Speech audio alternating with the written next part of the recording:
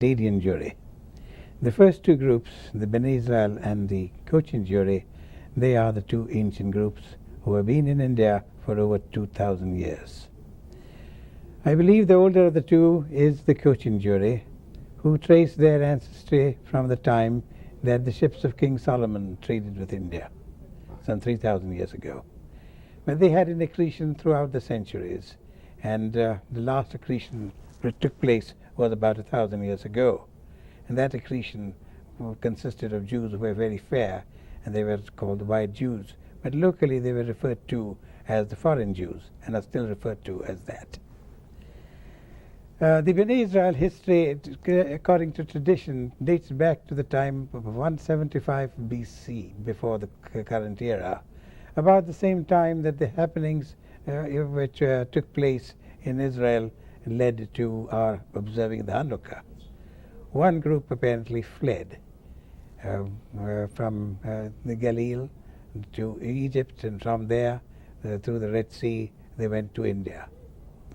They went by ship, and their ship was wrecked on the shores of India at Nagaon, and only 7 men and 7 women ultimately managed to get ashore. The local people looked after them very well. They permitted them to stay on the land. They tried to revive the dead, but they couldn't do that. And however, as it happened, they settled down there and became an agricultural community, and in course of time became also oil pressers. The local community used to call them Shenwar Telis, from the fact that Shenwar means Saturday, Teli means an oilman. Then on Saturday they rested from their work because they observed the Sabbath. Now that goes, as I said, goes back to about 2,000 years ago. The tradition then with the Bnei Israel is that having lost all their books in this shipwreck, they had forgotten almost everything about their religion except the principal word, the Shema Israel, which they always recited on every occasion, the birth, marriage, and death. Even the local people thought that these were perhaps a special caste of Brahmins who had come there, who had a special mantra of their own, the mantra being the Shema Israel. However, in course of time, they lived within the local community, but were very different from the rest of them, because the rest of the communities were Hindus, and there was a considerable difference in all their practices. One thing, of course, we are very happy about was that we could observe the kashrut, because the people with whom we lived were vegetarians, and so that preserved no problem. But we nevertheless carried on all the tenets of the Jewish religion, like the Brit Milah, which of course to us is a great mitzvah. To the Hindus it's an anathema. We bury our dead, they cremate the dead, and so there were vast differences. Nevertheless, they were very tolerant people. They accepted us wholeheartedly, and allowed us to carry on our profession and our trade in the way we did. The Cochin Jews, if I may go back, they had, of course, a very illustrious history. Some of them were down south in Cochin, about 500 miles south from where the Bnei Israel were. They acquired from themselves, they became the ambassadors of the local kings, because the Hindus did not want to go overseas at the time. And it was only the Jews who used to do that. One of them, Joseph Rabban, acquired for himself a principality. He became like a local Raja in south, and in a city called Kranganore, the existence of this kingdom is well documented. This is one of those things where the grant of the kingship was given on copper plates, which are still extant, and they are available in the synagogue of the Cochin Jews in Cochin. The language is apparently has been fully deciphered, of course, but it has been dated variously between 300 of the current era to about 1200 of the current era. It is more possible that it was about 400 or 500 of the current era. So that was, in fact, the Jewish kingdom outside, one of the few Jewish kingdoms outside Israel, which lasted almost 1,000 years. And until 1485 was the date when Vasco da Gama rounded the Cape of Good Hope, and he came to India. And with him he brought the Roman Catholicism, and with him he also brought the Inquisition from Egypt and from Spain and Portugal. That was the time when the Portuguese and the Moors got together, and they destroyed the Jewish kingdom at Cranganore, and they had to flee. And they had to flee, and they fled, and they were received in open arms by the Maharaja of Cochin, who gave them shelter, contrary to the wishes of the Portuguese. He gave them a shelter not in a just as though he treated them right royally. He gave them a shelter next to his palace, in the most exclusive ground, and that was known as Jewtown. Anywhere else it would perhaps have acquired a pejorative significance, but not so in that area. And there he treated them so right royally. He treated them as though they still continued to be the kings of Cranganore, of Anjuvanam. He decided that that was one place where Jews would pay no tax. And it continued right until 1947, when India got its independence and all the Indian states had to amalgamate with the rest of India. That was the time when, of course, because of the change in the political situation, the Jews had to start paying taxes like everybody else did. Now, going back to the Bnei Israel, in the course of time, they found that it was not very easy for them to carry on, except that they said the Shema. But fortunately for them, about 800 to 900 years ago, they had a visitation from a David Rahabi, who immediately recognized these people as Jewish people from the way that they were practicing their religion, from the way that they were choosing their food, particularly by the way that the women folk would select the fish which was brought to them and decide and chose the fish which was kosher from the fish which wasn't. Well, I think what really really struck this rabbi was also the fact that why else in the world would the people be saying Shema except if he was a Jew? And at that time it was known, in fact, there's a letter written by Moses Maimonides to the people in Ethiopia, in Yemen. They're saying that, look, far beyond you in India, there are Jewish people who do not have the Torah and yet follow its tenets. So the existence of the Bnei Israel was obviously known. He couldn't have been referring to the Cochin Jews because they were a learned people and always been so. Now, the existence of the Cochin Jews itself is documented in other ways. There is the Roman Catholic tradition that St. Thomas the disciple went to India. He went in the 1st century accompanied by a Jewish merchant. He went there. He happened to land in Cranganore on a certain day, and he had met a Jewish girl playing the flute. She took him to the Jewish center where he saw them celebrating a wedding. He sang Jewish songs and so on.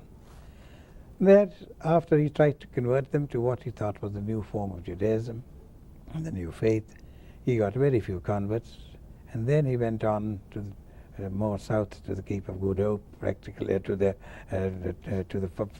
uttermost Cape Comorin, and there apparently he was able to convert a number of Hindus who still conduct their prayers in Aramaic, which was the language of the time. They are the 1st century Christians. The relationship between those Christians and the Jews in Cochin was very close. There was never that enmity between them as that which existed in Europe between the Jew and the Christian. In fact, they were the ones where if the Jews buried the dead, and if there was somebody who was regarded as a very holy person, it was the Christians who would go take candles and burn candles at his grave. They made no objection. In fact, they came very openly and joined the Jews in during the Pesach ceremony, except, of course, if it happened to be on the Good Friday itself, when they would conduct their own services. But otherwise, they would be sitting with their Jewish friends, celebrating as the Seder and the Pesach. Now, if I may go back now to the Jews of India, as to what they did. I said to you that they were oil pressers. But apparently, being a farmer, there is some sort of association between being a farmer and a soldier, because all the soldiery generally comes from the agricultural classes. And we were no exception. In the course of time, they found that we made very good officers.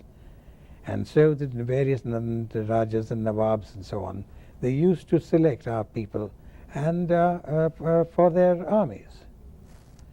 The Angreas, for instance, which was the principal naval Maharashtrian power on the west coast of India, they had as their commodore a Navgaonkar from the Jewish community. And in course of time, of course, as I said, most of the kings had their thing. When the East India Company came to India, we were very fortunate that Catherine of Braganza, the Portuguese princess who went to marry King Charles, the Portugal handed over Bombay to the as a dowry to Catherine of Braganza, and King Charles promptly sold it for £5 to the East India Company.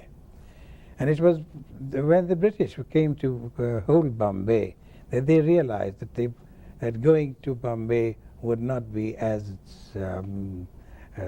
perilous as it would have been had the Portuguese been there, because they realized that there were the people who would be very understanding about their religion. And so they went there. And the East India Company too found a very good use for the Jewish officers. The first one of the earliest persons to be a commandant was Samuel Devekar, of whom one Devekar is Mr. Sam Devekar. Samuel Daniel is sitting here in the audience. He belongs to that. Now, the story goes that the East India Company used to wage war with Tipu Sultan of Mysore for the expansion of the British rule. And Tipu Sultan was a very orthodox, very fanatic Muslim. And he happened to be able to capture some of these people, of the British soldiers and the officers, including Samuel Devekar. Now, according to the Tipu Sultan, everyone who waged war against him, whether he was a subject or not, was guilty of high treason, and so could be condemned to death. But he might sometimes give them the option of converting to Islam. And so it was that they were all brought before him. And he began to ask each one his name. And as he came to Samuel Devekar, he said, "I am Samuel Devekar. I am a Bina Israel." When he said that, Tipu Sultan's mother, the Begum Sahib, she was looking down from the balcony, and she called to Tipu and said, "Tipu, he is a Bina Israel. We have an injunction from our Prophet, a positive injunction, that we must honor these people, and he doesn't need to be converted." And so it was that he was saved. His life was saved. He was incarcerated, of course, for a little while. But in due course, with the assistance of the Cochin Jews, he got his liberty. And the Begum Sahib was so enamored of these people, and she liked them so much, she filled their baskets with gold and sent them with an escort back to the British lines. So when he went back, Samuel Devekar decided that for thanking the Lord for what he had done, he would build a synagogue. And so it was that he decided to have a synagogue in Bombay. The first Bina Israel synagogue that was built there in 1796. I'd like to interrupt you just so that we can get some idea of what the nature of the tradition of Yes. liturgical tradition. Yes. We have, through your cooperation, a tape that originally was shown on Israel television, I understand, and I'd like to have just a brief portion of that tape shown to give an example of the synagogue tradition of the Bnei Israel, and it will give us some idea, give our audience some idea of what that synagogue tradition is like. Certainly. So if we can have that first tape segment shown, I think it will give us some idea. Certainly. Shomer Israel, Shemor Sherit Israel, Ve'al Yobat Israel, Ha'omrim Bechol Yom, Shema Israel.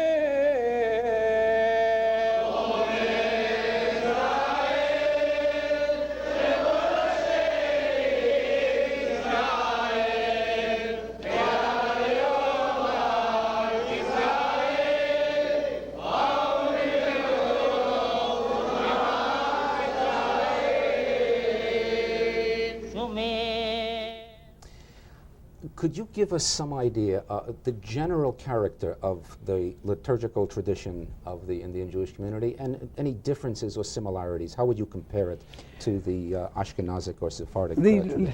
The liturgical tradition is the tradition which our people got at the time when David Rahabi came, and he chose three persons as the guides and the philosophers of the community and the leaders, the religious leaders of the community.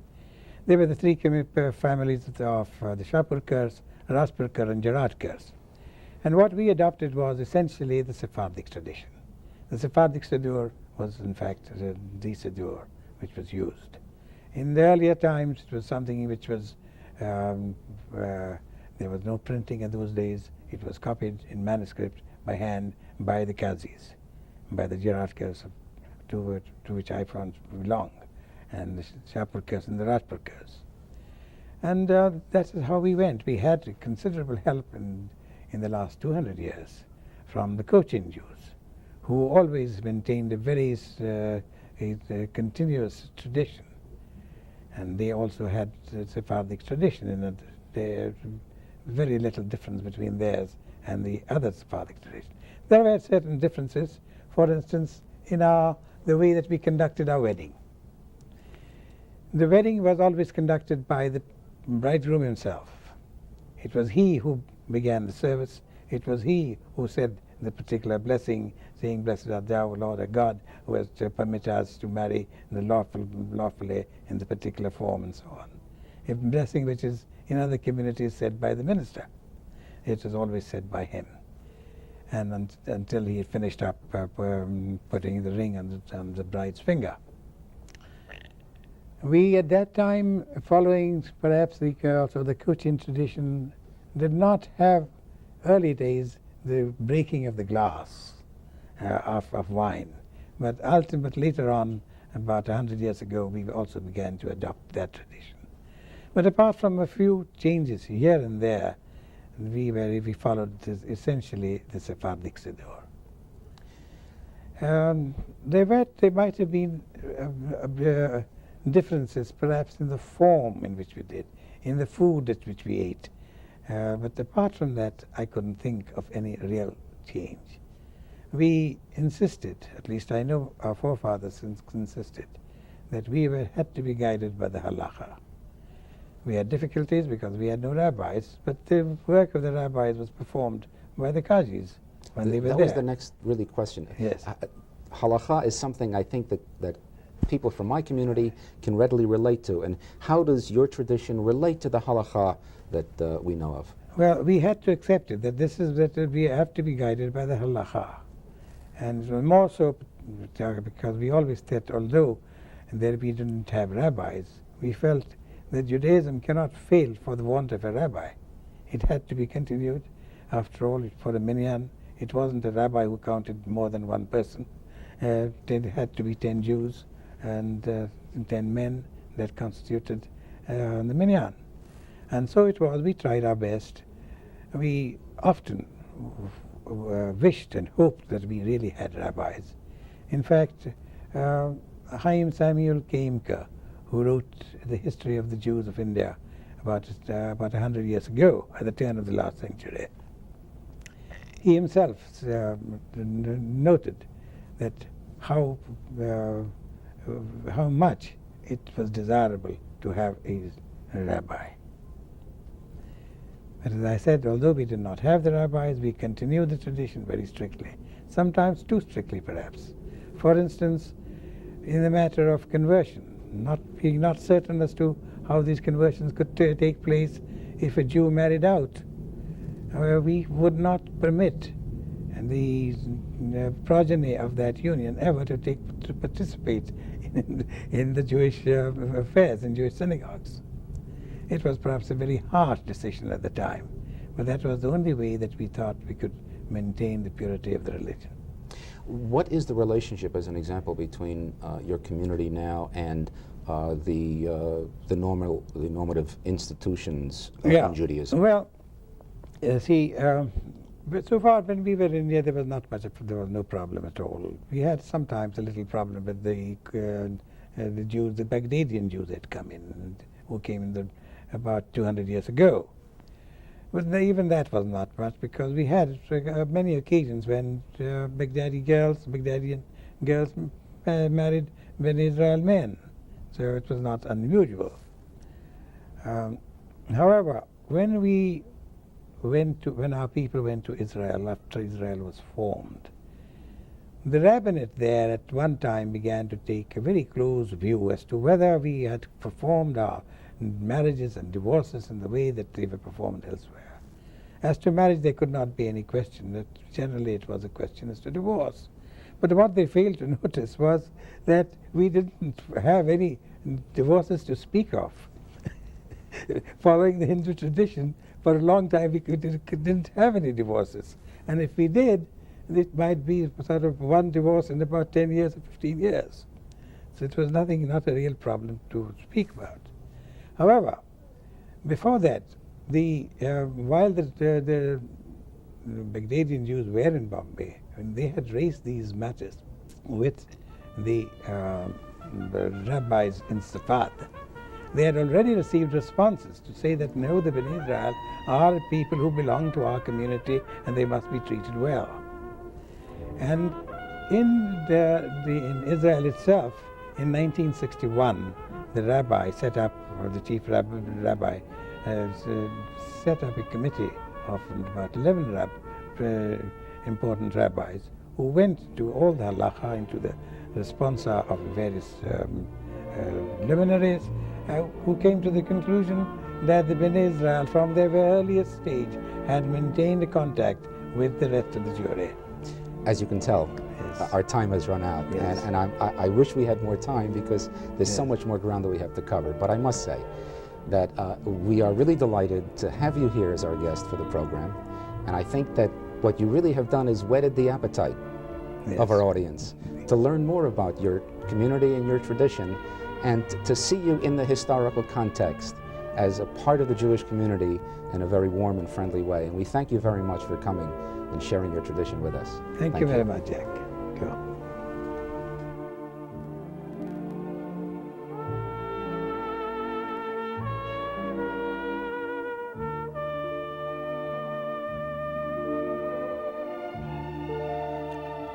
We would like to thank our guest for joining us for this program. We hope you will tune in for our next program in the series, Judaism Today. Judaism Today is brought to you by the New Jersey region of the United Synagogue of America. We welcome your comments and suggestions, and we invite you to write to us at the United Synagogue of America, Deerfield Road and Academy Terrace, Linden, New Jersey, 07036. That's the United Synagogue of America, Deerfield Road and Academy Terrace, Linden, New Jersey, 07036.